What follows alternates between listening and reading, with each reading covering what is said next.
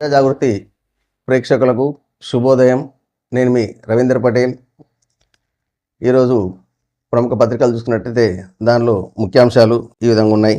ఈనాడు చూద్దాం. ముందుగా, ముసుగు రాజకీయాలొద్దు, కేటీఆర్ హరీష్ మూసిని అడ్డు పెట్టుకుని ఎన్నాళ్ళు గడుపుతావు, ఫామ్ హౌస్లను కాపాడేందుకే బారాస ఆందోళనలు, ఆ పార్టీకి 1500 కోట్లున్నాయి, రూపాయలు 500 కోట్లు పేదలకు ఇవ్వచ్చుగా, ఈటల ప్రధాని వద్దకు వెళ్ళి రూపాయలు 25,000 కోట్లు అడుగుదాం పదండి, family digital card pilot project ప్రారంభ సందర్భంగా సీఎం రేవంత్. ఇది మళ్ళీ ఏదైతుందో హైడ్రా సంబంధించింది, మూసి దగ్గరికి వచ్చింది. మళ్ళీ ఇప్పుడు ఇది రోజు పత్రికలో వార్త లేకుండా హైడ్రా గురించి కానీ ఇప్పుడు జరుగుతున్న ఏదైతే నగర సుందరీకరణ అని చెప్పేసి ప్రభుత్వం అంటుంది, పేదలు ఇల్లు పోతున్నాయి, ప్రతిపక్షాలు అంటున్నాయి, పేదలు కూడా అంటున్నారు ఇల్లు పోతున్నాయని. మా ఇంటికి ఉన్న అభినవ ఏదైతే సంబంధాలు ఉన్నాయో దాన్ని వదిలేసేసి మేము డబుల్ బెడ్రూమ్కి వస్తే మాకు కష్టము అని చెప్పి కొందరు అంటున్నారు. మరి దీని గురించి ప్రభుత్వం ఒకసారి ఆలోచించి, ఇప్పుడు ప్రతిపక్షం కూడా ఏమంటున్నారు, ప్రజలు కూడా ఏమంటున్నారు, ఇన్నిసార్లు మూసినది పొంగిన అన్ని ఉన్న గేట్లు ఎత్తేసినా మా దగ్గర నీళ్లు అక్కడికి రాలేదు, నాలాల నుంచే వెళ్తున్నాయి కానీ ఎక్కడ కూడా మా ఇంటి దగ్గరికి అసలు రాలేదు. ఇప్పుడు వచ్చేసి ఇల్లు తీసేయమంటే మేము ఎటు పోవాలా, ఉన్న చిన్న ఇంట్లోనే 2 అంతరాలు కట్టుకున్నాం, 3 అంతరాలు కట్టుకున్నాం, మా పరిస్థితి ఏంది, మీరు తీసుకుపోయి డబుల్ బెడ్రూమ్ ఇస్తే మాకున్న 3 పిల్లలు ఎట్లా పోతారు, మేము ఎటు ఉండాలని చెప్పేసి చాలామంది మనం చూస్తున్నాము. మరి దీని గురించి కూడా ప్రభుత్వం వారు పునరాలోచించి ఎవరికి ఇబ్బంది కలగకుండా, మీకు సుందరీకరణ కావాలన్నా ప్రజలకు కూడా ఇబ్బందులు కావాలన్నా ఆలోచించండి. దాంతో అయితే ఇప్పుడైతే ప్రభుత్వం వారు పేదలకు ఇల్లు అయితే తీసేస్తున్నామో దానికి ప్రత్యామ్నాయంగా డబుల్ బెడ్రూమ్ ఇల్లు ఇస్తూ అంటున్నారు. అక్కడ కూడా మీకు సౌకర్యాలు ఉన్నాయి. అక్కడ ఏమైనా సౌకర్యాలు లేనట్టయితే మీరు ప్రభుత్వం వారిని కోరవచ్చు, మీ సౌకర్యాలు ఏమైతే ఉన్నాయో అక్కడ సౌకర్యాలు లేవు, ఇది లేదు అంటే కరెంట్ లేకపోవడమా, లేదా డ్రైనేజ్ వ్యవస్థ సరిగా లేకపోవడమా, రోడ్లు లేకపోవడమా, అక్కడ సౌకర్యాలు ఏం లేవో మీకు చెప్పినట్టయితే ప్రభుత్వం వారు ఏర్పడడానికి ఆస్కారం ఉంటుంది. అదేవిధంగా ఇప్పుడు కొందరు ఏమంటారు, మా ఇండ్లు పోతున్నాయి కదా మాకు రేటు కట్టించేస్తే మేము వేరే దగ్గర చూసుకుంటామని కొందరు కూడా పబ్లిక్ అంటున్నారు. వాస్తవమే. ఇప్పుడు ప్రభుత్వం వారు చేయాల్సింది ఏంటంటే మార్కెట్ రేట్ ఏం కట్టారు కదా, మీకున్న రిజిస్ట్రేషన్ ఖర్చు ఏదైతుందో చూస్తే ఆ రిజిస్ట్రేషన్ ఛార్జ్లో మీరు పెట్టిన ఏదైతే డబ్బులు ఎన్ని ఉన్నాయి అన్నది ఈజీగా అర్థమవుతుంది. ఆ రకంగా మీకు పేమెంట్ ఇచ్చినట్టయితే ఇవాళ మీరు 30 లక్షలు పెట్టి ఇల్లు కొనడం అంటే స్థలం కొన్నట్టయితే మీరు రిజిస్ట్రేషన్ ఛార్జ్ వచ్చేటప్పటికి 3 లక్షలు 4 లక్షలు చేయించింది ఉంటుంది. మరి అదే ప్రభుత్వం వారు 3-4 లక్షలకు సంబంధించి డబ్బులు ఇస్తా అంటే నష్టపోయేది ఎవరు? ప్రజలే. కాబట్టి ప్రజలు ఈ తరఫున ఆలోచించండి. లేదు ఇంకేమైనా మీకు డిమాండ్స్ ఏమున్నాయి, మేము అదే స్థలంలో ఉంటాం, మేము ఇక్కడనే ఉంటాం, అవినావాజ్ మాకు ఉన్న స్థలానికి సంబంధం ఉంది అన్నప్పుడు వాస్తవమే. అది ఎన్ని రోజులు ఉంటామా, ఏ మనిషి ఎన్ని రోజులు ఉంటామా అన్నది కూడా తెలియదు. లేదు ఏదైనా జరగాలని విపత్తు జరిగినప్పుడు, ఇప్పుడు లాస్ట్ టైం ఏంది, ఇప్పుడు ఆంధ్రలో వచ్చింది, వర్షాలు వచ్చినప్పుడు చాలా స్థలాలు ఇండ్లు అన్నీ కొట్టుకుపోయినాయి. అక్కడ విపత్తును ఏం చేయలేకపోయినాం కదా. అటువంటి విపత్తు వచ్చినప్పుడు మళ్ళీ ఇబ్బంది జరగొద్దు అన్న ముందు జాగ్రత్తతోటే ప్రభుత్వం వారు ఇప్పుడు ఏదైతే డెవలప్మెంట్ అంటే చెరువులు అవి మునిగిపోయినాయో మునిగిపోకుండా ఉండడానికనే ఈ ప్రయత్నం ఏర్పాటు చేస్తున్నారు. కాబట్టి ప్రజలందరూ కూడా సహకరించండి. వాస్తవం ఏంటంటే ఇక్కడ జరిగిన దాంట్లో అధికారులు కావచ్చు, రాజకీయ నాయకుల ప్రోద్బలంతో అధికారులు దీన్ని కళ్ళు మూసుకొని ఇవన్నీ పర్మిషన్ ఇచ్చారు. వాస్తవం అయితే ఇప్పుడు అధికారులు అయితే దీ భాగస్వామ్యం వహించారు, వాళ్ళందరిపైన కూడా చర్యలు తీసుకోవాల్సిన అవసరం ఎంతనే ఉంది. దానికి ఇప్పుడు సీఎం ఖచ్చితంగా తీసుకుంటామని అంటున్నాడు. అది కఠినంగా చర్యలు తీసుకోవాలా. అదేవిధంగా ఇప్పుడు కొత్త బిల్డింగ్లు ఏదైతే కడుతున్నారో వాటిని కూడా పర్యవేక్షించి వాస్తవమా అంటే ఏ ప్లేస్లో ఉందన్నది కూడా ఇప్పుడే తొందరగా మీరు పర్యవేక్షించినట్టయితే ఇక ముందు ఇల్లు కట్టుకునే వాళ్ళకి ఇబ్బంది కాకుండా ఉంటుంది. ఎందుకంటే ఆ ఇల్లు కూడా సగం వచ్చిన తర్వాత మీరు వచ్చేసి ఇది మన బఫర్ జోను ఇంకేదైనా జోన్లు ఉందనగానే ఆ ఇంటి యజమానికి బాధ కలుగుతుంది. కాబట్టి తొందరగా దాన్ని కూడా మీరు ఆలోచించాల్సిన అవసరం ఉంటుంది. అదేవిధంగా ఇప్పుడు ఎవరైతే ఇండ్ల కోసం పర్మిషన్ కోసం పెట్టుకున్నారో అక్కడ కూడా పర్మిషన్ ఇచ్చేవాళ్ళు ఇదంతా సమిష్టిగా చేస్తే బాగుంటుంది. ఎందుకంటే కార్పొరేషన్ పోగానే కార్పొరేషన్ వాళ్ళు పర్మిషన్ ఇచ్చేస్తారు, డబ్బులు వస్తున్నాయి కాబట్టి మ్యాప్ చూసుకుంటున్నారు, కట్టేస్తారు. అలా కాకుండా ఎక్కడైతే పర్మిషన్ ఇస్తామో అక్కడనే చూసినప్పుడైతే బఫర్ జోనా, ఇది ప్రభుత్వ ల్యాండా, అక్కడ చెరువు ఉండేనా, శిఖాభూమా, ఇటువంటి అన్నీ కూడా పర్మిషన్ ఇచ్చే ముందే ఇదంతా చూసుకొని ఇచ్చినట్టయితే ఈ సమస్య అనేది ఉత్పన్నం కాదు. ఇప్పుడు ప్రభుత్వం వారికి వీళ్ళు ఏమనుకుంటారంటే ప్రజలు ఏమనుకుంటారు, డబ్బులు కట్టేసినాం, అన్నీ కట్టినాం కాబట్టి రిజిస్ట్రేషన్ అయింది, గవర్నమెంట్ వాళ్ళు మున్సిపల్ వాళ్ళు పర్మిషన్ ఇచ్చిండ్రు, ఇన్ని రకాలుగా మేము అన్నీ సెట్ చేసుకున్నాం కాబట్టి మా ఇల్లుకి ఏం ప్రాబ్లం లేదు, మేము సేఫ్ అని ప్రజలు అనుకుంటున్నారు. అది ఏంది, వాస్తవమే కదా. కాబట్టి ఇటువంటి చర్య పునరావృతం కాకుండా ఖచ్చితంగా పర్మిషన్ ఇచ్చే ముందు మాత్రమే ఈ అన్నిటి కూడా సమిష్టిగా ఒకటేసారి పర్మిషన్ ఇచ్చినాము అంటే ఆ ఇల్లుకు ఇబ్బంది లేకుండా, అదేవిధంగా పార్కింగ్ ప్లేస్ కానివ్వండి, ఇప్పుడు కొన్ని షాపింగ్ కాంప్లెక్స్ తీసుకుంటారు చాలామంది, ఇల్లు కడుతున్నారు, షాపింగ్ ఇల్లు కట్టిన తర్వాత దాంట్లో కింద కొన్ని ప్లేసులలో అయితే గ్రౌండ్ ఫ్లోర్ పర్మిషన్ దేనికోసం తీసుకొని దేనికోసం వాడుతున్నారు. అదేవిధంగా అండర్ గ్రౌండ్ కూడా లేదు, అండర్ గ్రౌండ్ లేకుండా అండర్ గ్రౌండ్ కట్టేస్తున్నారు.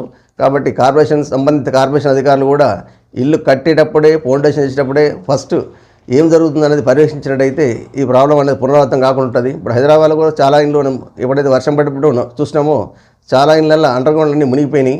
మరి వాటికి చాలామంది పర్మిషన్ ఉన్నదా లేదా అన్నది ఇప్పుడు సమస్య వచ్చిన తర్వాత స్పందించే కంటే ముందే, సమస్య రాకంటే ముందే ఇల్లు కట్టేటప్పుడే మీరు పర్యవేక్షించి స్పందించినట్టయితే ఈ సమస్య పునరావృతం కాదు, అదేవిధంగా ప్రజలకు కూడా ఇబ్బంది కలగదు. ఒకటి అదేవిధంగా ఇంకో వార్త చూసుకుందాం. మేడిగడ్డపై వేగం పెంచిన విజిలెన్స్, 5 నుండి 11 వరకు 9 మంది ఇంజనీర్ల విచారణ. ఇది మేడిగడ్డ బ్యారేజీ విచారణలో విజిలెన్స్ వేగం పెంచింది. ఈ నెల 5వ తేదీ నుండి విచారణకు రావాలని పలువురు ఇంజనీర్లను పిలిచింది. పూర్తి నివేదికను తర్వాత తెలియజేయాలని జస్టిస్ పిసి ఘోష్ కమిషన్ సూచించిన నేపథ్యంలో నీటిపారుదల శాఖలో కీలకమైన రాష్ట్ర స్థాయి standing committee central designs organisation ఇంజనీర్లను విచారించనుంది. మేడిగడ్డ బ్యారేజీ 7వ బ్లాక్ కుంగడంపై విచారణ జరిపిన విజిలెన్స్ 7 అంశాలకు సంబంధించి ఇంకా విచారణ జరుపుతుంది. దీని మీద బాధ్యులు ఎవరైతే ఉన్నారో ప్రజాధనం దుర్వినియోగం జరిగింది కాబట్టి చర్యలు తీసుకోవాల్సిన అవసరం ఎంతనే ఉంది. అదేవిధంగా 3 సిఐలు 13 మంది ఎస్ఐలపై వేటు, ఇసుక అక్రమ రవాణా కట్టడిలో వైఫల్యం. ఇది ఏదైతే ఎస్ఐలు సిఐలు వేటుపడ్డదో ఇది ఇసుక సంబంధించింది. ఇసుకలో కూడా కొందరు అధికారులు ఇప్పుడు ఏదైతే వీళ్ళు జరిగిందో వీళ్ళు అధికారులు ఏదైతే ఇప్పుడు సస్పెన్షన్ గురైనరో వీళ్ళ పరిస్థితి ఏంటంటే గతంలో ప్రభుత్వం కావచ్చు, ఇప్పుడున్న ప్రభుత్వం కావచ్చు, చాలామంది రాజకీయ నాయకులు ఈ దందా జరిగేదంతా రాజకీయ నాయక కనుసనలో జరుగుతుంది. వాళ్ళు చెప్పింది వీరు వినాల్సిందే తప్ప చేసేది ఏముండదు. ఎందుకంటే ఎప్పుడు కూడా ఉద్యోగస్తులు రాజకీయ నాయకుల చేతుల్లో పావులుగానే వాడుకుంటారు తప్ప ఏదైనా సమస్య వచ్చినప్పుడు బలేది ఉద్యోగస్తులే.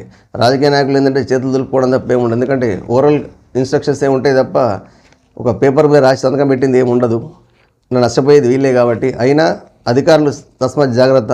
ఎందుకంటే ఈరోజు ఈ పార్టీ అధికారం ఉండొచ్చు, రేపు ఇంకో పార్టీ కావచ్చు, ఎవరు అధికారం ఉన్నా నష్టం జరిగేది మీకే. కాబట్టి ఖచ్చితమైన చట్టపరమైన చట్టానికి లోబడి మీరు ఏ పని చేయాల్సింది తప్ప చట్ట వ్యతిరేకంగా చట్టం చూస్తలేదు కదా. ఎందుకంటే ఒక నాయకుడు మెప్పు పొందడానికి మీరు ఈ రకంగా పనిచేసినట్టయితే నష్టం ఇప్పుడు ప్రభుత్వం మారిన తర్వాత కావచ్చు, ఇంకెప్పుడన్నా కావచ్చు, మీ పై ఆఫీసర్ మంచి స్ట్రిక్ట్ ఆఫీసర్ వచ్చినప్పుడు ఇటువంటి అన్నీ మీరు కూడా ఫేస్ చేయాల్సిన అవసరం వస్తుంది. కాబట్టి తస్మాత్ జాగ్రత్త అధికారులారా. మీరు మీ డ్యూటీ కరెక్ట్ చేసినట్టయితే ఎవరికి భయపడాల్సిన అవసరం లేదు, ఏ నాయకుడికి భయపడాల్సిన అవసరం లేదు. ఎందుకంటే మీరు మీ డ్యూటీ కరెక్ట్ చేసినట్టయితే. లేదు మీరు కరెక్ట్ చేయనప్పుడే ఈ అన్నిటి కూడా మీరు భయపడాల్సిన అవసరం వస్తుంది. ఎందుకంటే నష్టం జరిగి మీది కదా. ఈ రోజు సస్పెన్షన్ అయ్యిండ్రు, అదొక రిమార్కే. దాని తర్వాత జాబ్ ఎక్కడో 3 నెలలకు ఇస్తారు, ఇచ్చిన తర్వాత 2-3 నెలలకు మళ్ళీ పోయి జాబ్ చేస్తారు. అక్కడ పోయినా మళ్ళీ అక్కడ ఉన్న నాయకులు మళ్ళీ మిమ్మల్ని వాడుకుంటారు. ఎందుకంటే లాస్ట్ టైం అక్కడ వేసారు కాబట్టి మళ్ళీ ఇక్కడ మాకు కూడా చేయండి అని చెప్పేసి ఈ రకంగా ఉంటుంది. అట్లా కాకుండా మీరు నిక్కచ్చిగా ప్రజల పక్షాన ఆలోచించండి. నాయకులకు మీరు తొత్తులుగా ఈ రకంగా పనిచేయడం అనేది కరెక్ట్ కాదు. నాయకులకు కాకుండా ప్రజల కోసం పనిచేయండి, ప్రజలకు సాధక బాధక ఆలోచించండి, ప్రజల మీద మెలగండి. ప్రజల కోసం మీరు కష్టపడితే ప్రజలనే మిమ్మల్ని కాపాడుకుంటారు. కాబట్టి అధికారులు ఎవరైతే ఉన్నారో నాయకులకు కాకుండా ప్రజలకు సేవ చేసే విధంగా ఉండాలని చెప్తున్నాము. అదేవిధంగా ఇంకో వార్త చూసినట్టయితే పేదల ఇల్లు కూలిస్తే ప్రభుత్వం కూలుతుంది, డ్రైనేజీ సమస్య పరిష్కరించకుండా మూసి సుందరీకరణ అనాలోచితం, కేంద్ర మంత్రి జి కిషన్ రెడ్డి. పేద ప్రజల ఇళ్లను కూల్చే ప్రయత్నం చేస్తే రాష్ట్ర ప్రభుత్వం కూలిపోక తప్పదని కేంద్ర మంత్రి భాజపా రాష్ట్ర అధ్యక్షుడు జి కిషన్ రెడ్డి హెచ్చరించారు. మూసి సుందరీకరణ పేరుతో పేదలపై ప్రతాపం చూపిస్తే ప్రభుత్వాన్ని స్తంభింపజేస్తామన్నారు. గురువారం భాజపా రాష్ట్ర కార్యాలయంలో ఏర్పాటు చేసిన విలేకరుల సమావేశంలో ఆయన మాట్లాడారు. కాంగ్రెస్ ప్రభుత్వం రాష్ట్రంలో అధికారంలోకి వచ్చి 10 నెలలు గడుస్తున్నా విద్యా వైద్య రంగాన్ని పట్టించుకోలేదు. బస్తీలపై కన్నేసి పేదల ఇళ్లను కూల్చే పనిని మొదలుపెట్టింది. పేదల నివాసాలు కూల్చొద్దని భాజపా ఆధ్వర్యంలో ఆందోళన చేశాం. సీఎంకు స్వయంగా లేఖ కూడా రాశాం. ఇది ప్రతిపక్షాలన్నీ ఇప్పుడు రూలింగ్ గవర్నమెంట్ ఏమంటుంది, ఇదంతా ప్రతిపక్షాల కుట్ర, మేము ఏదైతే చేయాలనుకుంటున్నామో మాకు చేసేదానికి ప్రతిదానికి అడ్డుపడుతుంది అని రూలింగ్ గవర్నమెంట్ అంటున్నది. అదేవిధంగా ప్రతిపక్షాలు ఏమంటున్నాయి, పేదరిళ్ళు ఊరుస్తున్నాయి అంటున్నారు. వాస్తవమే, అక్కడ కొన్ని మంచి చేయాలన్నప్పుడు కొన్ని జరుగుతాయి. కాకపోతే పేదలు ఎంతవరకు అన్నది అక్కడ ఎంకరేజ్మెంట్ జరిగిందన్న చూసుకున్న తర్వాత తీస్తే బాగుంటుంది. అంటే ప్రతి ఇంటికి కూడా పేదలిళ్ళు కూల్చేస్తామని కాకుండా పేదలిళ్లతో పాటు చాలా ఇండ్లకు ఎవరైతే హైడ్రా కమిషనర్ ఉండో రఘునందనరావు ఏమంటున్నాడు, తన కాలేజీలకు ఉన్నాయి, పెద్ద పెద్ద బిల్డింగ్లు ఏవైతే ఉన్నాయో కాలేజీలు ఉన్నాయి, ఇన్స్టిట్యూషన్స్ ఉన్నాయి, అక్కడ వాళ్ళ విద్యా సంవత్సరం దెబ్బతింటుంది కాబట్టి అని చెప్పేసి మేము వాళ్ళకి నోటీస్ ఇచ్చినాం, పక్క పెట్టినామంటే ప్రజలు ఏమంటారు ఆలోచన చేస్తున్నారు అంటే ఉన్నోడికో న్యాయం లేనుడికో న్యాయమా? ఇప్పుడు విద్యా సంవత్సరం నష్టం పోతుంది అనేది మీరు అన్నది వాస్తవమే. మెడికల్ కాలేజీలు ఉన్నాయి, అంతేందుకు ఇప్పుడు హైడ్రా ఆఫీస్ కూడా అక్కడనే ఉందట. మరి మనం అనేది ఏంటంటే పబ్లిక్ ఏం కోరుకుంటున్నారు, ఏదైతే మనం చేయాలనుకుంటున్నామో మీరు మీ ఇంటి నుంచే మొదలుపెట్టండి. మీ హైడ్రా ఆఫీస్ కావచ్చు, చాలా ప్రభుత్వ కార్యాలయాలు, స్టేట్ గవర్నమెంట్ కానీ సెంట్రల్ గవర్నమెంట్ కానీ చాలా ప్రభుత్వ కార్యాలయాలు మీ చెప్పినట్టు బఫర్ జోన్ మిగతా జోన్లలో ఉన్నాయి కాబట్టి చెరువు భూములు శిఖాభూములు ఆక్రమించి కట్టినవి ఉన్నాయి చాలా. కాబట్టి ఫస్ట్ మీ దగ్గర ఉన్న ప్రభుత్వ సంబంధించిన ఏదైతే ఉన్నాయో వాటిని మీరు డిమాలిష్ చేయండి. దాని తర్వాత ప్రజల దగ్గరికి వెళ్ళండి. ఇప్పుడు లాస్ట్ టైం మనం ఒక 2 రోజుల కింద చూసినట్టున్నాం, సెంట్రల్ గవర్నమెంట్ సంబంధించి ఏదో ఒక ఆఫీస్ ఉంటే దాన్ని తీయడం జరిగింది. అదేవిధంగా ఫస్ట్ మీ ఆఫీస్ నుంచి మొదలుపెట్టండి. ఇప్పుడు కట్టిన కొత్త సెక్రటరేట్ కూడా అక్కడే ఉందని అంటున్నారు, ఏది చెరువు భూమి కిందకి వస్తుంది అంటున్నారు. మరి ఇటువంటి దాన్ని కూడా మరి తీస్తారా అని కూడా ప్రజలు ఆలోచిస్తున్నారు. కాబట్టి మీరు ఏదైతే ఉన్నదో ఏ భూమి ఎక్కడికి వచ్చింది, ఏ ఆఫీసులు వచ్చినాయని కూడా మీరు డిక్లేర్ చేసినట్టయితే ప్రజలకు కూడా ఇది వివరంగా ఉంటుంది కదా. అలా కాకుండా ప్రతి వచ్చేసి గల్లీలలో కొట్టే కంటే ముందు ప్రభుత్వానికి సంబంధించిన ఏదైతే ఉన్నాయో వాటిని మీరు చేయండి. మీ ఆఫీసే ఉంది, ఫస్ట్ హైడ్రా ఆఫీసే ఉందని చెప్పేసి పబ్లిక్ అంటున్నారు, మరి దాన్ని తీయరా? అదేవిధంగా ఇప్పుడు ఉన్న జిల్లాలలో కొత్తగా కలెక్టరేట్ నిర్మించడం జరిగింది, మరి వాటి పరిస్థితి ఏంది? అక్కడ కూడా వర్షం పడ్డప్పుడు దాని చుట్టూ నీళ్ళు నిలుస్తున్నాయి అంటే అది కూడా చెరువు భూములా, మరి శిఖా భూములా, లేకుంటే దేని కిందకి వచ్చింది అది కూడా దాన్ని కూడా ఎంక్వైరీ చేసి మరి అక్కడ అటువంటి నిర్మించినప్పుడు వాటిని కూడా తీయాల్సిన అవసరం ఉంది కదా. ఇప్పుడు అక్కడ జనాలు ఏమనుకుంటారంటే కలెక్టర్ ఆఫీస్ వచ్చింది కాబట్టి డెవలప్మెంట్ అవుతుందని చెప్పేసి అక్కడ రియల్ ఎస్టేట్ భూమి పుంజుకోవడం వల్ల కొందరు అక్కడ ప్లాట్లు కొనుక్కోవడం జరుగుతుంది. మరి అప్పుడు నెక్స్ట్ వచ్చిన తర్వాత మీరు ఎంక్వైరీ చేసేసి ఇదంతా చెరువు భూమి కాబట్టి తీసేయాలన్నప్పుడు కలెక్టర్ ఆఫీస్ కాబట్టి తీసేస్తారు, మిగతా ఆఫీసులు ఉంటే తీసేస్తారు, ఎందుకంటే ప్రభుత్వం కాబట్టి తీసేస్తారు. మరి కొన్న వాళ్ళ పరిస్థితి ఏంది? కాబట్టి ఇప్పుడే స్పందించి ప్రతి దగ్గర ఎక్కడైతే ప్రతి జిల్లాలో చెరువు భూములు ఎంత అవుతున్నాయో అక్కడ మీరు చెరువులకు హద్దులు పెట్టండి. అదేవిధంగా ప్రతి గవర్నమెంట్ ఇప్పుడు ఏదైతే ఆఫీసులు ఉన్నాయో వాటిని కూడా మీరు క్షుణ్ణంగా పరిశీలించి వాస్తవంగా ఉన్నట్టయితే వాటిని ఫస్ట్ డిమాలిష్ చేయండి. ప్రజల చైతన్యం ఎప్పుడు వస్తుంది? ప్రజలకంటే ప్రభుత్వ పరంగా ఉన్న వాటిని కూడా మేము వదులుతలేము, దాన్నప్పుడు మీకు కూడా ఇబ్బంది కలగవద్దన్న ఉద్దేశాలు చేస్తున్నామంటే అంతే తప్ప మీరు ఎంతసేపు ప్రజల మీద పడితే మరి మీ ఆఫీసులో సేఫ్ ఉంచుకుంటున్నారు, ప్రజలకు సంబంధించిన ఏమో కూలగొట్టేస్తున్నారు. ఓకే, ప్రత్యామ్నాయం ఏర్పాటు చేస్తారు, ఏదో డబుల్ బెటర్ ఇస్తున్నారు అంటున్నారు, సంతోషమే, అది ఇవ్వడం అనేది ఆనందదాయకమే. కానీ ఏదైనా ప్రక్షాళన చేయాలనుకుంటే మీరు ఫస్ట్ మీ దగ్గర నుంచి మొదలుపెట్టండి. ప్రజలకు కూడా నమ్మకం కలుగుతుంది ఏంటంటే ప్రభుత్వం వారు కఠినంగా చర్యలు తీసుకుంటున్నారు, ఇది కూడా అవసరమే, ఎందుకంటే వాళ్ళ నుంచి మొదలుపెట్టారు కాబట్టి అనే ఒక మంచి సందేశం వెళ్తుంది. అదేవిధంగా మనం సాక్షి పేపర్ చూసుకున్నట్టయితే మంత్రి గారు ఇదేం తీరు, అక్కినేని కుటుంబంపై మంత్రి సురేఖ వ్యాఖ్యల్ని తప్పుపట్టిన సినీ పరిశ్రమ, నాగార్జున ఫ్యామిలీ, సమంతకు చిరంజీవి, వెంకటేష్, మహేష్ బాబు తదితరుల బాసట, సామాజిక మాధ్యమ వేదికను ఎక్స్, ఇన్స్టాగ్రామ్లలో పోస్టులు, సున్నితమైన అంశాలపై ఎవరూ మాట్లాడినా తగిన చర్యలు తీసుకుంటామన్న సమంతపై వ్యాఖ్యలనే సురేఖ వెనక్కు తీసుకోవడంపై దర్శకుడు రాంగోపాల్ వర్మ అభ్యంతరము, ఆమె అత్యంత జుగుత్సాహంగా అవమానించింది నాగార్జున, నాగచైతన్య నంటూ పోస్ట్, సమస్య సద్దుమణిగింది, సమయం పాటించాలన్న టీపీసీఎస్ చీఫ్, కేటీఆర్కు వ్యతిరేకంగా మహిళా కాంగ్రెస్ ధర్నా, సురేఖలపై పోలీసులకు టీఆర్ఎస్ మహిళా కార్పొరేటర్ల ఫిర్యాదు, ఇంత జరుగుతున్న స్పందించని సీఎం రేవంత్ రెడ్డి. ఇది మామూలుగా ఏ మహిళకు కూడా అంటే ఒక కుటుంబాన్ని మనం తీసుకొచ్చి బయట వేయడం అనేది కరెక్ట్ కాదు. అయినా కొండా సురేఖ గారు ఏం చెప్పారు, నేను నా వ్యాఖ్యలు వెనక్కి తీసుకుంటున్నా అని చెప్పిండ్రు. అయినా కేటీఆర్ పైన చట్టపరంగా చర్యలు తీసుకోవడానికి నేను ఖచ్చితంగా ఫైట్ చేస్తా అని చెప్పి అంటున్నారు.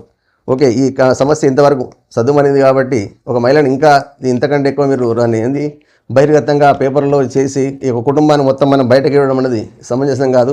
మీ రాజకీయం ఏదైనా ఉండొచ్చు, కాకపోతే రాజకీయాల్లో ఇంకొకరు పావులు చేయడం అనేది కూడా మహిళలకు కరెక్ట్ కాదు కదా, మహిళలను వాడుకోవడం అది కూడా. ఇప్పుడు ఏదైతే మంత్రి గారు ఉన్నారో అక్కడ ఏదో అనుచితంగా సందర్భం వచ్చింది కాబట్టి ఆమె అనుకోకుండా అనేసింది, దానికి ఆ వాక్యాలను వెనక తీసుకుంటున్నా అన్నారు. దీన్ని రాజకీయ కోణంలో ప్రతి ఒక్కరు ఏంటంటే దాన్ని ఉన్నదాన్ని ఒక్కసారి అన్నదాన్ని ఇప్పుడు టీవీలో చూస్తాం స్క్రోలింగ్ ఒక్కోసారి ఒకటే అనే దాన్ని 10 సార్లు ఏదైతే మనం చూపిస్తుంటారో అదేవిధంగా ప్రతి ఒక్కరు కూడా రకరకాలుగా ఆ సమస్యను ఇంకా ఎత్తి చూపించి పరువు తీయడం అనేది సమంజసం కాదు. ఇప్పుడు ఏమంటారు, సమర్థ వ్యాఖ్యలపై సూర్యక వెనక తీసుకోవడం దర్శకుడు రామ్ గోపాల్ వర్మ అభ్యంతరం. ఊరంతా ఒక దారి అయితే ఈ రామ్ గోపాల్ వర్మ ఇంకో దారి లెక్క ఉంటుంది. ఆయన అందరు అడుగుదామంటే ఇటు పోదామంటాడు. ఇప్పుడు కుటుంబ సమస్య సద్దుమరిగే దాంట్లో మళ్ళీ ఆజ్యం పోయడానికి ఈ ఆర్జీవీ ప్రయత్నం జరుగుతుంది. ఇది కావులుగా ఖండించాల్సిందే. ఎందుకంటే ఏ మహిళను కూడా కించపరిచే వ్యాఖ్యలు ఎవరు కూడా, అది ప్రభుత్వంలో ఉన్న అధికారంలో కావచ్చు, ప్రతిపక్షం కావచ్చు, ఇక్కడ కూడా మహిళలను కించపరిచే విధంగా చేయడం అన్నది మన సంస్కృతి కాదు. రాజకీయం మట్టుకే ఉండాలి తప్ప ఎక్కువ వేరే వాళ్ళ కుటుంబ విషయాల్లో తొంగు చూసే విధంగా ఉండకూడదు. ఇప్పటికైనా రాజకీయ నాయకులు మీరు రాజకీయాలు చేయాలనుకుంటే వేరే జీవితాలు తొంగి చూడకండి.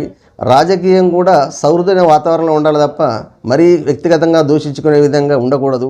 ప్రజలకు మీరు ఏం చెప్పాలనుకుంటున్నారు, ఏం చేయాలనుకుంటున్నారు, ఇది కరెక్ట్ కాదు. ఇప్పటికైనా రాజకీయ నాయకులారా మీ రాజకీయం ప్రజలకు బాగు చేసే విధంగా ఉండాలి తప్ప ఈ రకంగా మహిళలు కించపరచడం, మనం మహిళ అంటే ఏం ఆలోచిస్తున్నాం చెప్పడానికి కూడా అసలు బాధాకరమైన విషయమే. కాబట్టి ఇక్కడికైనా మారండి. రాజకీయాలు ఇప్పటికైనా యువత ఏదైతే రాజకీయాలకు వస్తారో ప్రక్షాళన చేయండి. ఇటువంటి అన్ని కూడా ఎంకరేజ్ చేయకండి. అదేవిధంగా ఫామ్ హౌస్ల కోసమే మూసి ముసుగు family digital card pilot project ప్రారంభోత్సవంలో బీఆర్ఎస్ నేతలపై ముఖ్యమంత్రి రేవంత్ రెడ్డి ఫైర్. అక్రమ నిర్మాణాలపై వేటు పడకుండా మూసి నిర్వాసితులను కవచంగా వాడుకుంటున్నారని ధ్వజం. కేటీఆర్ హరీష్ సబిత అక్రమ నిర్మాణాలను కూల్చడాలో వద్దు వారే చెప్పాలని డిమాండ్. బీఆర్ఎస్ 1500 కోట్ల నిధుల్లోంచి మూసీ బాధితులకు 500 కోట్లు పంచాలని హితువు. ఈటల బీజేపీలో చేరిన 10 ఏళ్ళు బీఆర్ఎస్లో ఉన్నందుకు ఇంకా ఆ కంపు పోలేదని చురకలు. ఇది ఫామ్ హౌస్ల కోసమే మూసుకొని వాళ్ళు అంటున్నారు. ఇది జరుగుతున్నది. దీన్ని ఎంతసేపు రాజకీయ కోణంలో ప్రతి ఒక్కరు చూస్తున్నారు తప్ప అసలు జరిగేది ఏంది, ఏం జరిగితే బాగుంటుంది అన్నది కూడా ఆలోచించాల్సిన అవసరం ఎంతనే ఉంది. ఇప్పుడు వాస్తవం ఎట్లా జరుగుతుందంటే ప్రతి ఒక్కరు కూడా రూలింగ్ గవర్నమెంట్ ఏది చేసినా ప్రతిపక్షాలు తప్పట్టడం అనేది పరిపాటు అయిపోయింది. వీళ్ళకి ఏదో పని అంటే ఏదో పని కల్పించుకోవడం ఓకే, అదేంది ఎక్కడైతే పేదలకు అన్యాయం జరుగుతుందో దాని ప్రత్యామ్నాయ ఏర్పాట్లు ఏం చేయాలన్నది కూడా మీరు చెప్పినట్టయితే బాగుంటుంది. ప్రతిపక్షంలో ఉండి ప్రత్యామ్నాయ ఏర్పాట్లు ఏది డబుల్ బెడ్రూమ్ ఇస్తాము, ఓకే డబుల్ బెడ్రూమ్ కాదు మరి ఇంకేమైనా ఏర్పాటు చేయాలా, ఏమిస్తే బాగుంటుంది అన్నది కూడా ప్రతిపక్షంలో ఉన్న నాయకులు ఏడుతున్నారో స్పందించి ప్రజాపక్షాన మీరు పోరాడుతున్నారు కాబట్టి ప్రజలకు ఏది చేస్తే న్యాయంగా ఉంటుంది అన్నది ఆ రకంగా సజెషన్ చేయండి. అంతే తప్ప ప్రజలను మీరు ఉద్రేకపరిచి వాళ్ళ ఆలోచనలు ఏదేదో చేసేటట్టుంటే అది కరెక్ట్ కాదు కదా. కాబట్టి ఇలా వాళ్ళ అధికారం ఉన్నారు, రేపు మళ్ళీ మీరు వచ్చి అధికారంలో వచ్చినప్పుడు వారి పరిస్థితి ఏంది. కాబట్టి అధికారంలో లేమని చెప్పాను కాకుండా అధికారంలో ఉంటే ఏం చేస్తాము అన్నది కూడా ఆ కోణంలో కూడా మీరు ఆలోచించి ఏది జరిగినా ప్రజలకు ఇబ్బంది కలగకుండా ప్రజలకు న్యాయం జరిగే విధంగా ఉండాలి తప్ప మీరు రాజకీయ కోణంలో ఆలోచించి ఈ మధ్యలో ఎవరైతే ప్రజలను పావులుగా వాడుకోకండి. అదేవిధంగా మూసి మురికి అంతా వారి నోట్లోనే, ఇంకా శుద్ధి ఎందుకు, 1,50,000 కోట్ల ఖర్చు ఎందుకు. కేటీఆర్ నమామి గంగేకు కిలోమీటర్లకు రూపాయలు 17 కోట్లు, మూసికి 2,700 కోట్ల. రేవంత్ ధనదాహం కుంభకోణాలకు సామాన్యులు బలి అవుతున్నారు. పడిపోతున్న ప్రభుత్వ ఆదాయం సీఎం పాలన వైఫల్యానికి నిదర్శనం.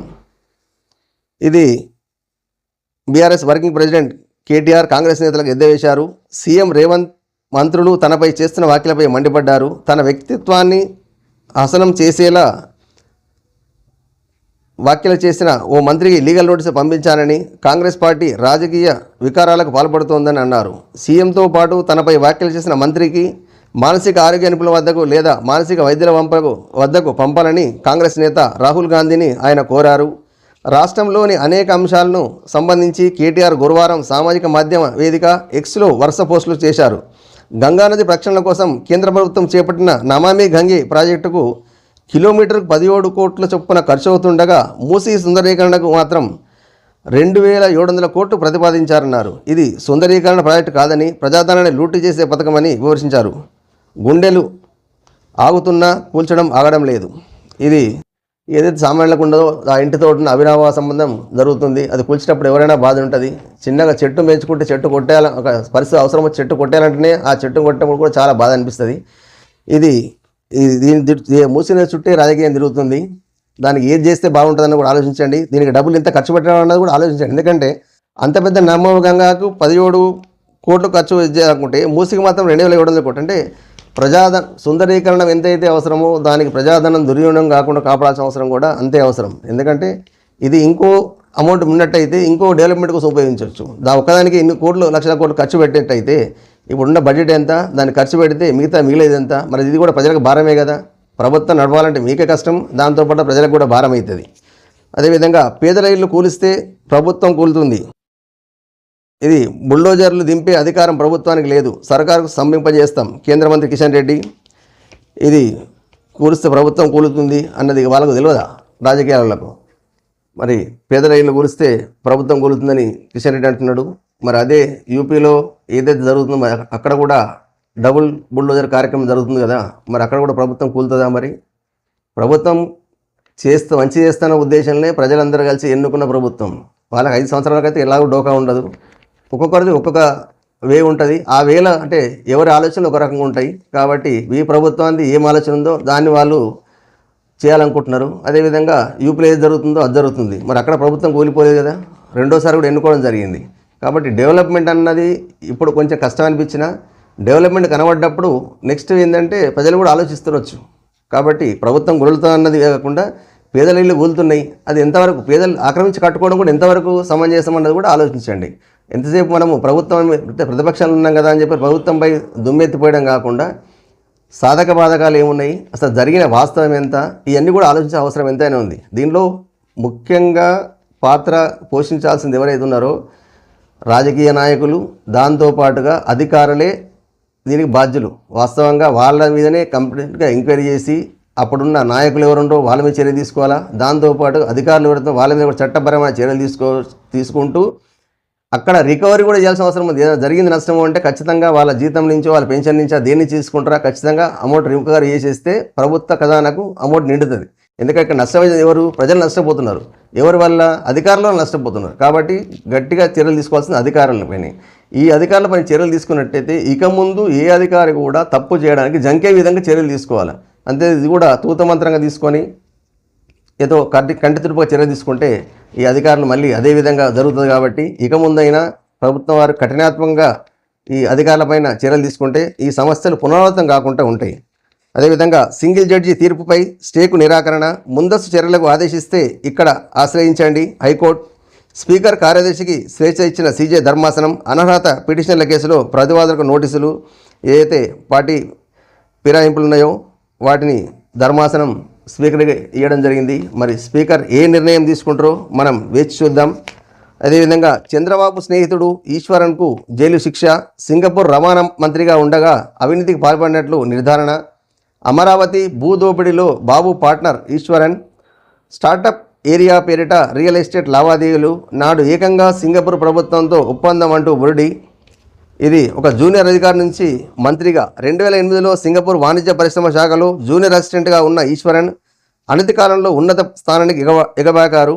మొదట పరిశ్రమ శాఖ మంత్రిగా, అనంతరం రవాణా శాఖ మంత్రిగా కీలక పదవులు పొందారు. ఫార్ములా 1 కార్ రేసింగ్ ముసుగులో సింగపూర్ గ్రాండ్ ప్రిక్స్ నిర్వాహకుడు ఓంగ్ బెంగ్ సంగ్ నుంచి ఈశ్వరన్ భారీగా ముడుపులు తీసుకున్నట్లు అవినీతి నిరోధక విభాగం నిగ్గుదేల్చింది. సింగపూర్ గ్రాండ్ ప్రిక్స్, సింగపూర్ పర్యాటక విభాగాల మధ్య కాంట్రాక్ట్ రూపంలో ఆయన ముడుపులు తీసుకున్నారు. Singapore grand prix racing, football match, musical show, బ్రిటన్లో హ్యారీ పాటర్ షోలకు భారీ సంఖ్యలో టికెట్లు యథేచ్ఛగా విక్రయించారని వెల్లడైంది. ఇది సింగపూర్ సంబంధించిన వార్త. అయితే ఇక్కడ హైలైట్ ఏంటంటే ఆంధ్ర సీఎం తోటి ఇతనుకున్న సత్సంబంధాల విషయంలో ఈ వార్త వచ్చింది. ఇక సత్సంబంధాలు అంటే అక్కడ ఏదైతే జరిగిందో దానికి వీరు బాధ్యులు గారు కదా, స్నేహితులు అన్నది ఉంటుంది. అతను ఏం చేస్తారని ఇతనికి తెలియదు కదా. జరిగిందైతే అది అక్కడ చట్టపరంగా చర్యలు తీసుకుంటున్నారు. అక్కడ ఏం జరిగింది, ఏం చూసిండు అన్నది అక్కడ ప్రభుత్వం వారు చర్యలు తీసుకుంటారు. తప్పు జరిగింది అన్నప్పుడు ఖచ్చితంగా శిక్ష పడాల్సిందే. అతను తప్పు చేసిండు, శిక్ష అనుభవించాల్సిందే. కాకపోతే స్నేహితుడు ఎవరు? స్నేహితుడు చంద్రబాబు నాయుడు స్నేహితులు అన్నది ఇప్పుడు ఏ గవర్నమెంట్లో కానీ ఎక్కడైనా కానీ చాలామంది స్నేహితులు జరుగుతూనే ఉంటారు, వస్తూ పోతూ ఉంటారు. ఆ స్నేహితుడు ఏం చేసిన బాధ్యులకు ఇక మన స్నేహితుడు బాధ్యులు కాదు కదా, అతని వ్యక్తిగత విషయం అది. అక్కడ వాళ్ళ ప్రభుత్వం వారు అతను చేసిన దానికి కఠిన చర్యలు తీసుకుంటున్నారు. అదేవిధంగా ప్రజాజాగరణ చూసినట్టయితే మరింత పవర్ఫుల్గా హైడ్రా, ఆ స్పెషల్ ఆర్డినెన్స్కు గవర్నర్ ఆమోద ముద్ర. ఇది హైడ్రాకు విస్తృత అధికారాలు కల్పించింది తెలంగాణ ప్రభుత్వం. హైడ్రా కోసం తీసుకున్న ఆర్డినెన్స్కు గవర్నర్ వర్మ ఆమోదముద్ర వేశారు. ఇకపై హైడ్రా చేపట్టబోయే అన్ని కార్యకలాపాలకు చట్టబద్ధత లభించడంతో పాటు రక్షణ ఉంటుంది. ప్రత్యేక ఆర్డినెన్స్కు 6 నెలల్లోపు అసెంబ్లీ సమావేశాల్లో ప్రవేశపెట్టి చట్టం చేయాలని తెలంగాణ సర్కార్ నిర్ణయించింది. అప్పటి వరకు హైడ్రాకు గవర్నర్ ఆమోదించిన ఈ ప్రత్యేక ఆర్డినెన్స్ రక్షణగా ఉండబోతుంది. మొన్న జరిగిన మంత్రివర్గ సమావేశంలో ఆమోదించిన హైడ్రా ఆర్డినెన్స్పై గవర్నర్ వర్మ పలు సందేహాలు వ్యక్తం చేయగా వాటిపై ప్రభుత్వం క్లారిటీ ఇవ్వడంతో వర్మ ఆమోదముద్ర వేయడం జరిగింది. అంటే ఇప్పుడు గవర్నర్ గారి ఆదేశాలు ఏతున్నాయో చట్టబద్ధత నెక్స్ట్ వచ్చేది ఉంది. సమావేశాలలో దాన్ని చట్టబద్ధత ఇస్తామంటున్నారు. అంతలోపల ఇప్పుడు ఏదైతే గవర్నర్ ఆమోదించిండో దానితోటి ఈ హైడ్రా ఇంకా పవర్ఫుల్గా పనిచేయడం జరుగుతుంది. చూద్దాం. ఇంకా ఇప్పటికే ఖాళీ చేస్తాము అనే టైంకే ఇంత వచ్చింది. మరి చట్టబద్ధత వచ్చినప్పటికి ఇంకా ఏం జరుగుతుంది అన్నది ఇంకా ఫోర్స్ తోటి పనిచేయడానికి ఆస్కారం ఎక్కువ ఉంటుంది. చూద్దాం. అదేవిధంగా తెలంగాణకు రెయిన్ అలర్ట్, మరో 2 రోజుల పాటు వర్షాలు కురిసే అవకాశం ఉంది. కాబట్టి ప్రజలు ఎవరైతున్నారో మీ జాగ్రత్త పడండి. అదేవిధంగా సీఎం రేవంత్ రెడ్డిపై మందకృష్ణ మాదిగ మండిపాటు. ఎస్సీ వర్గీకరణ అమలు విషయంలో తెలంగాణ సీఎం రేవంత్ రెడ్డి సుప్రీంకోర్టు తీర్పునకు విరుద్ధంగా వ్యవహరిస్తున్నారని మండిపడ్డారు. ఎంఆర్పీఎస్ అధ్యక్షుడు మందకృష్ణ మాదిగ ఎస్సీ వర్గీకరణ చేసే హక్కు రాష్ట్ర ప్రభుత్వానికి ఉందని సుప్రీంకోర్టు చెప్పినా ఎందుకు అమలు చేయడం లేదని ప్రశ్నించారు. సుప్రీం తీర్పు అనంతరం పంజాబ్, తమిళనాడు ఎస్సీ వర్గీకరణకు అమలు చేస్తుందని తెలిపారు. అధిష్టానం ఒత్తిడి ఓవైపు, రాష్ట్రంలోని మాలల ఒత్తిడితోనే వర్గీకరణ అప్పట్లో జాప్యం చేస్తున్నారని ఆరోపించారు. వర్గీకరణ అమలులో జాప్యాన్ని నిరసిస్తూ ఈ నెల 9వ తేదీన అన్ని జిల్లాల్లో నల్ల జెండాలతో నిరసన చేపడతామని మందకృష్ణ తెలిపారు. ఇది వీళ్ళు చేయమంటారు, వాళ్ళు ఒకరేమో మాకు ఇది కష్టమవుతుంది అని ఇంకొక రకంగా. అంటే ఇక్కడ వర్గీకరణలో కూడా కొంచెం ఇబ్బందులు ఉన్నాయి. మరి దాని గురించి కూడా క్షుణ్ణంగా ఏదైనా ఎక్స్పర్ట్ వాళ్ళ ఆలోచనలు చూస్తుంటారేమో. మరి సమస్య ఏంటంటే సున్నితమైంది కాబట్టి ప్రభుత్వం వారు తీసుకోవడంలో కొంచెం లేట్ చేస్తున్నట్టున్నారు. కాకపోతే ఏదైతే ఉందో ఇద్దరికి సమంజసంగా ఉండే విధంగా సమాలోచన జరిపి నిర్ణయం తీసుకుంటే బాగుంటుంది. దీన్ని ప్రభుత్వం ఏదైతే ఉందో సున్నిత అంశమే అయినా దీని మీద తొందరగా చర్యలు తీసుకొని ఏదైతే కోర్టు తీర్పు ఉంది కాబట్టి ఆ కోర్టు తీర్పుకు ప్రజలకు అనుగుణంగా ఏదైతే నిర్ణయం తీసుకొని వర్గీకరణ చేసినట్టయితే సమస్య అన్నది సదుమనుగుతుంది. దాంట్లో కూడా వర్గీకరణ ఏది జరుగుతుందో ఇక్కడ వచ్చింది మాలలు అడ్డుపడుతున్నారు, వాళ్ళకు కూడా ఏముందా చూసుకొని ఇద్దరికి సమంజసంగా ఉండే విధంగా చూసుకొని చర్యలు తీసుకోవాల్సిన అవసరం ఎంతైనా ఉంది.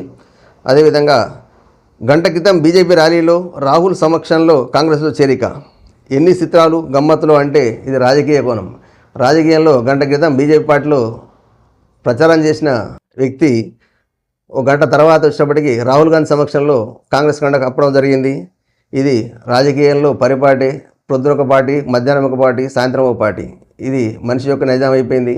రాజకీయం అంటేనే ఈ రకంగా తయారైంది. అంటే ఎవరు కూడా రాజకీయ విలువలతోటి పార్టీలు చేరతలేరు. వాళ్ళ అనుగుణంగా ఆ సమయానికి అనుగుణంగా పార్టీలు మారుతున్న తప్ప, అంటే ఇది కూడా ఒక ట్రెండ్ అయిపోయింది జనాలకు. కాబట్టి అలా కాకుండా రాజకీయ కోణంలో మీకు నమ్మకం ఉన్న పార్టీలో మీరు అట్లా చేయండి తప్ప, ఇది పూటకో పార్టీ మారితే మీకున్న విలువ కూడా ప్రజలు ఏమనుకుంటారు, ఈయన పూటకు పార్టీ మారేటప్పటికీ మీ మీద ఉన్న సదాభిప్రాయం కూడా ప్రజలు కోల్పోతారు. రాజకీయాల్లో కూడా ఆలోచించాల్సి ఏంటంటే ఇప్పుడు పొద్దున పార్టీ, మధ్యాహ్నం వచ్చి సాయంత్రం వచ్చేటప్పటికి మరి మన పార్టీలో ఎంతవరకు న్యాయం చేస్తారు పార్టీ కార్యకర్తలే. ఇప్పుడు ప్రతి పార్టీకి కూడా కార్యకర్తలే బలం. అటువంటి కార్యకర్తలు పొద్దున మధ్యాహ్నం ఒక్కొక్క పార్టీ చేంజ్ చేసినప్పుడు మీకు వచ్చే ఏ పార్టీలో ఉన్నా ఆ కార్యకర్త ఏ విధంగా మీకు ఉపయోగపడతాడు. కాబట్టి ఆలోచించండి. ఎందుకంటే సంఖ్య పెంచుకోవడంతో పాటు కార్యకర్త ఏంటంటే నిబద్ధతతో పనిచేసే కార్యకర్తనే పార్టీ మనుగడకు అవసరం.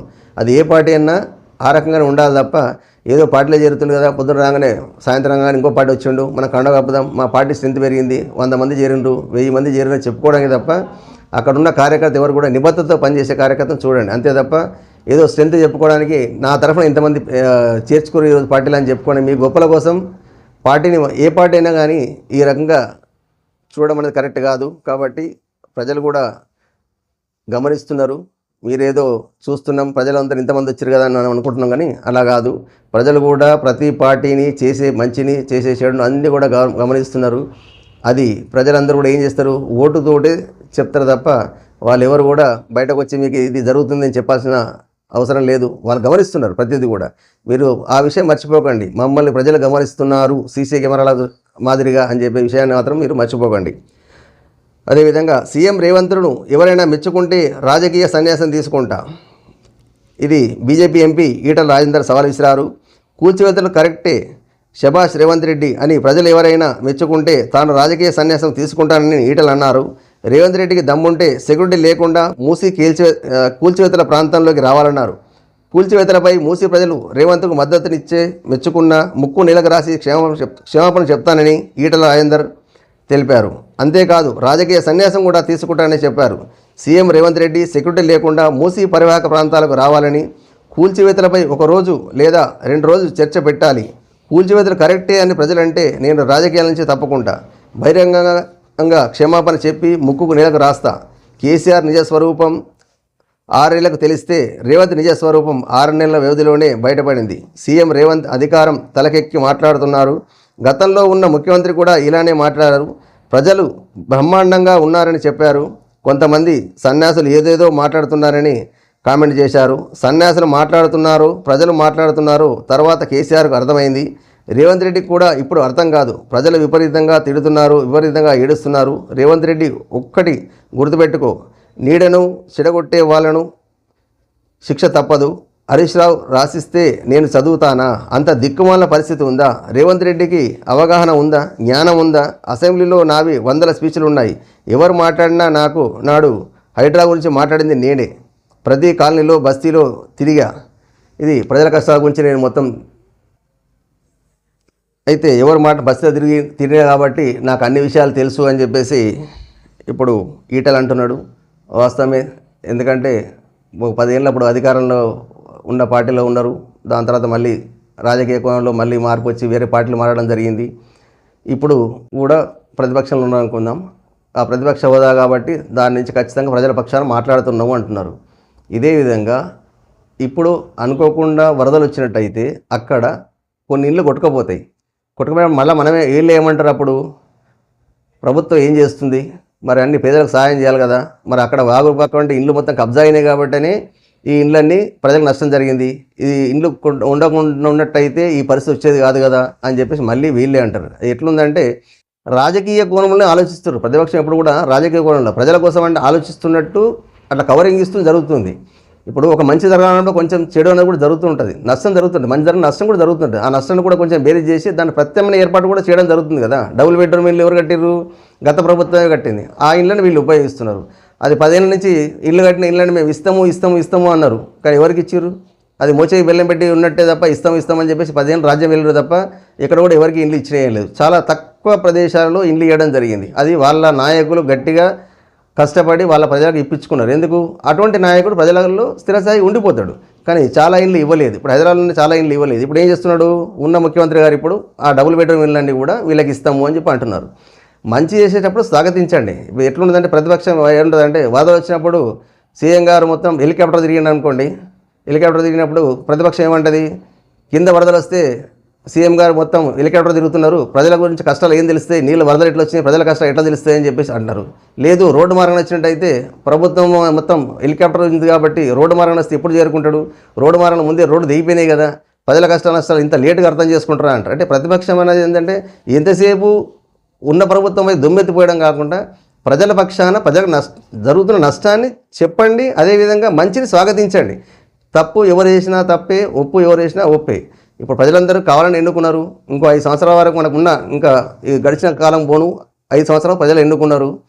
ప్రతి నాయకుడు తన మార్కును చూసుకుంటూ, అంటే ప్రజలకు మార్పు చేయాలా, దాంతోపాటు తన మార్క్ అన్నది కనబడేటట్టుగా చూసుకుంటున్నాడు. ఇప్పుడు రేవంత్ రెడ్డి ఏం చేస్తున్నాడు? ముఖ్యమంత్రి కాబట్టి తన ఆలోచన తనకున్నాయి. తన డెవలప్మెంట్ ఏం చేయాలన్నది తన కోణంలో తను ఆలోచిస్తున్నాడు. దాన్ని మంచి అన్నది మీరు స్వాగతించండి.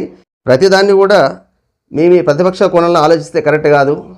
చేయాల్సింది ఏంటంటే మంచిగా స్వాగతించండి, ప్రజలకు కూడా నచ్చజెప్పండి. దీనివల్ల జరిగే నష్టం ఏమున్నది అంటే వరదలు ఇప్పుడు రాలేదు, సంతోషమే. వరదలు వచ్చిన తర్వాత మీరు కాకుండా మీ పార్టీ వాళ్ళు కావచ్చు, ఇంకే ఏ పార్టీ అధికారంలో ఉన్నా ప్రతిపక్షంలో ఉన్న ప్రతి పార్టీ ఏమిటంటే ఇంతవరకు పాలించిన ప్రభుత్వాలు ఏం చేసినాయి, ప్రజలకు నష్టం జరుగుతుందని తెలుసు కదా. ఇప్పుడు మూసినది కావచ్చు, సంవేదన చెరువులు కావచ్చు, ఇవన్నీ కూడా కబ్జా చేసి కట్టినట్టయితే ప్రభుత్వం వారు ఏం చేసిర్రు అని చెప్పేసి అధికారంలో ఉన్న పార్టీని ప్రతిపక్షం ప్రశ్నించడం అనేది పరిపాటి. మరి జరిగే నష్టం ఎవరికి? ప్రజలకే కదా. కాబట్టి ఇప్పుడు ఎవరో ఒకరు ముందడుగు వేయాలి కదా. కాబట్టి ఇప్పుడున్న రేవంత్ రెడ్డి ముందడుగు వేస్తున్నాడు. కాబట్టి అది కూడా కొంచెం స్వాగతించండి మంచి జరిగినప్పుడు కొంచెం. కానీ అంతే తప్ప ప్రతిదాన్ని కూడా మీరు మీకు నెగిటివ్ కోణంలో ఆలోచిస్తే ఇది కరెక్ట్ కాదు. అదేవిధంగా ముఖ్యమంత్రి రియల్ ఎస్టేట్ బ్రోకరా? సీఎం రేవంత్ రెడ్డిపై హరీష్ రావు ఫైర్. ఇది మాజీ మంత్రి హరీష్ రావు నిప్పులు చెరిగారు. రేవంత్ రెడ్డి పాలన పిచ్చోడి చేతిలో రాయిలా మారిందన్నారు.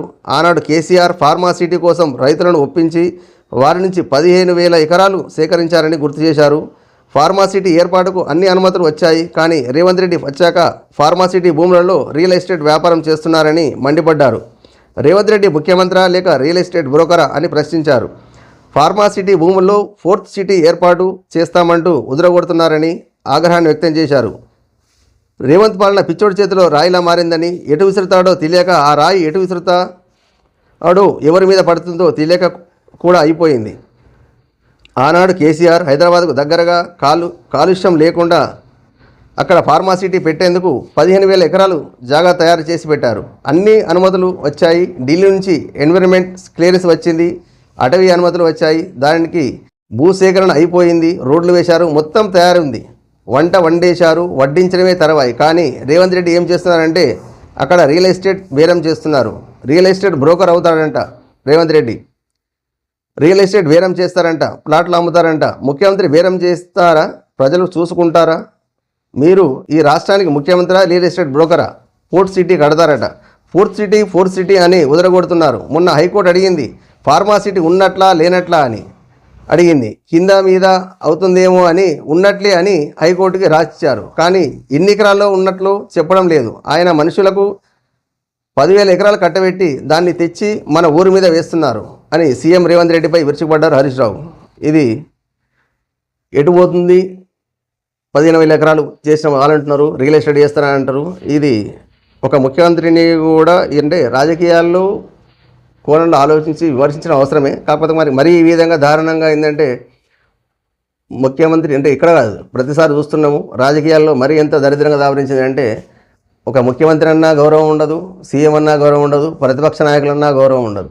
ఇది ఎట్లున్నదంటే ఆ దూషణం ఏంటంటే మరీ దారుణంగా ఉన్నది.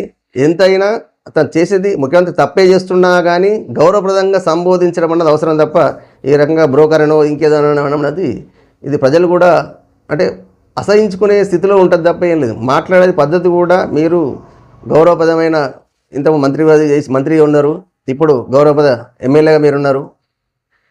తప్పే అనండి, కానీ ఈ రకంగా సంబోధించడం అనేది కరెక్ట్ కాదు. వాస్తవం జరుగుతుండొచ్చు, మీరు అన్నట్టు అక్కడ భూములు ఏది జరుగుతున్నాయి. కానీ ఒక గౌరవప్రదమైన ముఖ్యమంత్రిని ఈ రకంగా మీరు బ్రోకరా మిగతా ఇది అనడం కూడా కరెక్ట్ కాదు. ఇది ఏహ్యమైన చర్య. ఎందుకంటే ఇటువంటి దాన్ని అయితే మనం సమర్థించొద్దు. ప్రజలందరూ కూడా ఈరోజు మీరు ఒక ముఖ్యమంత్రినే గౌరవించలేనట్లు మా ప్రజలను మనం గౌరవిస్తారని మేము ఎట్లా అనుకోవాలి? ఇది కరెక్ట్ కాదు కదా. కాబట్టి ఒకసారి రాజకీయ నాయకులందరూ ఒక హరీష్ రావే కాదు రాజకీయ నాయకులందరూ కూడా సంబోధించేది కొంచెం గౌరవప్రదంగా ఉండే విధంగా చూడండి. మీరే ఒక మనిషిని గౌరవించలేనప్పుడు మీరు ప్రజల్ని గౌరవిస్తారు. కాబట్టి రాజకీయ కోణంలో కాకుండా ప్రతి మనిషి కూడా ఫస్ట్ మానవత్వంతో ఎదుటి మనిషి మాట్లాడేటప్పుడు ఆ గౌరవాన్ని కాపాడాల్సిన అవసరం ఎంత ఉంది. ప్రజలను గౌరవించండి. అదేవిధంగా మనిషిని మనిషిగా గుర్తించండి, గౌరవించండి. అదేవిధంగా మనము నేతాజీ పేపర్ చూసినట్టయితే తెలంగాణలో పెద్ద ఎత్తున సోలార్ ప్లాంట్లు ఇది స్వాగతించుదాం. ఎందుకంటే సోలార్ ప్లాంట్ ఉండడం వల్ల కరెంట్ ఉత్పత్తి అనేది కొంచెం మనకు ఇంకా మెరుగుపడుతుంది. దాంతోపాటు ప్రజలందరూ కూడా ఈ కరెంట్ కట్టింగ్లు అనేవి కూడా ఉండదు. ఎందుకంటే కరెంట్ ఉత్పత్తి బాగుంటుంది కాబట్టి ప్రాబ్లం అనేది ఉండదు. అదేవిధంగా కేటీఆర్ విషయంలో వెనక్కి తగ్గేది లేదు. పరువు నష్టం దావా వేస్తే న్యాయపరంగా ఎదుర్కొంటా. కేటీఆర్ తప్పనిసరిగా క్షమాపణ చెప్పాలి. కొండ సురేఖ ఏదైతే మాటల యుద్ధం జరుగుతుందో దానిలో ప్రత్యర్థులు వాళ్ళు వీళ్ళు ఇద్దరు కూడా నేను న్యాయపరంగానే పోతా, నేను న్యాయపరంగా పోతా, ఇద్దరు న్యాయపరంగా పోతా అంటున్నారు. ఓకే, ఇద్దరుగా వెళ్ళండి, ఏ బాధ లేదు. కానీ ఇప్పటికీ కోర్టులలో చాలా మటుకు కేసులు పెండింగ్లు ఉన్నాయి. ఆ కేసులలో ఈ కేసు కూడా పెండింగే ఉంటుంది తప్ప అంటే పెండింగ్ ఉంటుందంటే అక్కడ పనిభారం పెరిగింది. కోర్టులలో చాలా మటుకు పనిభారం పెరిగి ఇప్పటికీ లోగా ముందుకొచ్చి చాలా కేసులను రాజా మార్గం అని చెప్పేసి ప్రత్యేకంగా అంటే హైకోర్టు సుప్రీంకోర్టు కూడా అన్నీ కూడా ముందుకొచ్చి ప్రజలను చైతన్యపరిచి వాలంటరీగా చేసే వాళ్ళని కొందరు పెద్ద మనుషులను తీసుకొని ఏదైతే చిన్న చిన్న సమస్యలు వస్తున్నాయో ఈ కోర్టుకు వచ్చే కేసులు ఇప్పటికే బాగా పెరిగిపోయినాయి కాబట్టి ఇంకా కేసులు వస్తూనే ఉంటాయి. ఆ ఉన్న కేసులకే చాలా టైం పడుతుంది. చిన్న చిన్న కేసులకు కూడా ప్రతిపాటిగా అందరూ కూడా కోర్టుకు రావడం అనేది పరిపాటి అయిపోయింది. కేసు పెట్టుకోవడం అయిపోయింది. క్షణిక ఆవేశంలో జరుగుతుంది. అలా జరగకుండా ఒక కేసు ఉన్నా దాన్ని సామరస్యంగా పరిష్కరించుకోవడానికనే మధ్యవర్తిత్వం కోసమని లోకాదులు చాలా నిర్వహించడం జరుగుతుంది. ఇప్పుడు ప్రతి నెలకోసారి 4 నెలలకోసారి జరుగుతూనే ఉన్నది. దాన్ని స్వాగతిస్తున్నాం అందరూ. ఇప్పుడు కూడా అందరూ కూడా ప్రతి ఏంటంటే మీ దానికోసమని మీరు కోర్టుకు పోవడం, కోర్టులో భారం పని పెంచడం తప్ప ఇది ఉపయోగం ఏం లేదు. కాబట్టి ఏదన్నా కానీ అనే ముందు ఆలోచించండి. అదేవిధంగా ఇంకొకరి జీవితాల్లోకి తొంగి చూడకండి. ఇది ఎంతైనా అవసరం. ఒక మహిళను ఇంకోటి ఏ రాజకీయ నాయకుడు కూడా మహిళలను కించపరచవద్దని చెప్పేసి మేము తెలుపుతున్నాం. ప్రజల మనోభావాలు దెబ్బతీయకండి. ఎందుకంటే మీరు స్త్రీని గౌరవించినప్పుడు మీరు ఇంకెవరిని గౌరవిస్తారు?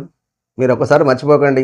ఎందుకంటే వాళ్ళందరూ మనం చూడాల్సింది ఏంది, ప్రతిసారి చెప్తున్నాం స్త్రీని గౌరవించండి. మన తల్లిని, మన చెల్లిని, అక్కని అందరూ చూసుకోవాల్సిన అవసరం ఉంటుంది. కాబట్టి వాళ్ళు కూడా మన లెక్కనే కదా, అంటే మన కుటుంబ సభ్యులే కదా. కాబట్టి ప్రతి స్త్రీని గౌరవించండి. గౌరవించితేనే మీరు మార్గదర్శనం. ఎందుకంటే కొందరు ఏంటంటే రాజకీయ నాయకులు ఫాలో అవుతుంటారు. అయినప్పుడు మీరు గౌరవిస్తున్నంటే మిమ్మల్ని మేము ఫాలో చేసేటట్టు ఉండాలి తప్ప మాకు కూడా ఇబ్బంది కలిగే విధంగా ఉండవద్దు. కాబట్టి రాజకీయ నాయకులు ఎవరైనా కావచ్చు, ఏ పార్టీ నాయకులైనా కానివ్వండి, ప్రజలను గౌరవించండి. ముఖ్యంగా మహిళలను గౌరవించండి. మీ రాజకీయాల కోసం ఇంకో జీవితాలు తొంగి చూసి వాళ్ళని మనం బయట వైరగతం చేయాల్సినంత అవసరం లేదు. వాళ్ళ జీవితాలను రోడ్డు మీద చేర్చి ఇంకోలో పరువు తీస్తే అది మనకు కరెక్ట్ కాదు. కాబట్టి ఇక ముందు ఇటువంటి జరగకుండా ప్రతి ఒక్కరు కూడా మార్పు చెందుతారని ఆశిస్తూ ఈ వార్తలు ఇంతటితో సమాప్తం. తిరిగి రేపు కలుద్దాం. నమస్తే.